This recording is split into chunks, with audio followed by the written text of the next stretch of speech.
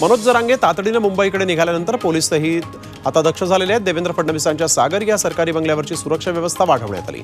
या ठिकाणी कडेकोट पोलीस बंदोबस्त ठेवण्यात आलेला आहे। मराठा आरक्षणासाठी मनोज जरांगे प्रामाणिकपणे मेहनत घेत आहेत असं आमदार बच्चू कडूंनी म्हटलंय। मात्र काही लोकांकडून आंदोलनाला वेगळं वळण लागावं यासाठी प्रयत्न सुरू आहेत। जरांगेंनी अशा गोष्टींना बळी पडू नये असं आवाहन त्यांनी केलं। जरांगेंनी आंदोलनाची दिशा बदलली तर चुकीचं होईल असंही कडूंनी म्हटलं। आंदोलन चालू ठेवलेलं आहे। देवेंद्र फडणवीसांवर टीका करणं बंद करा असा इशारा भाजप नेते प्रसाद लाड यांनी जरांगेंना दिला। जरांगेंच्या मागे पवार आहेत की जालन्यातील भैया फॅमिली असा सवालही लाड यांनी केला आहे। मनोज जरांगेंच्या मागे कुणाची स्क्रिप्ट आहे ते शोधावं लागेल अशी प्रतिक्रिया भाजप आमदार नितेश राणेंनी दिली। तसंच जरांगेंनी सागर बंगल्यावर चाल करण्याची भाषा करू नये असा इशाराही नितेश राणेंनी दिला आहे।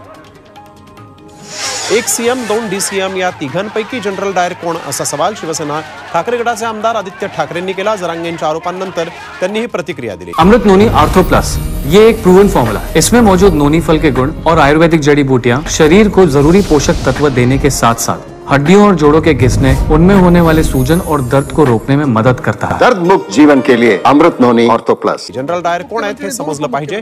वरिष्ठांच्या आदेशाशिवाय पोलीस लाठीचार्ज करणार नाहीत असंही आदित्य ठाकरे म्हणाले। मनोज जरांगेंचा तोल सुटत चाललाय अशी टीका माथाडी कामगार नेते नरेंद्र पाटलांनी केली। जरांगेंनी देवेंद्र फडणवीसांवर टीका करू नये असंही नरेंद्र पाटील म्हणाले। राज्यामध्ये 2014 पूर्वी जातीयवाद नव्हता, मात्र फडणवीस मुख्यमंत्री झाल्यानंतर राजकीय विचारांचं नुकसान झाल्याचा आरोप रोहित पवारांनी सोलापुरात केला। 2019 लोकसभा निवडणुकीपूर्वी कोरेगाव भीमा दंगलीचा प्रत्यक्ष अप्रत्यक्ष फायदा भाजपला झाल्याचा आरोपही रोहित पवार यांनी केला। आताही मराठा ओबीसी वाद चिघळवला जात असल्याचा आरोप त्यांनी केला आहे।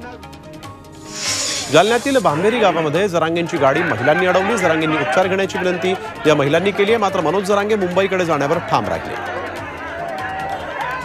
सोलापुरात मराठा समाजानं राज्य सरकारविरोधात जोरदार निदर्शनं केली। यावेळेस भाजप आमदार नितेश राणे, अतुल भातखळकर, प्रसाद लाड यांच्या फोटोंना जोडोमारा आंदोलन करण्यात आलं। तसंच उपमुख्यमंत्री देवेंद्र फडणवीसांच्या विरोधात जोरदार घोषणाबाजी करण्यात आली। मनोज जरांगेंच्या आक्रमक पवित्र्यानंतर हे आंदोलन झालेलं आहे।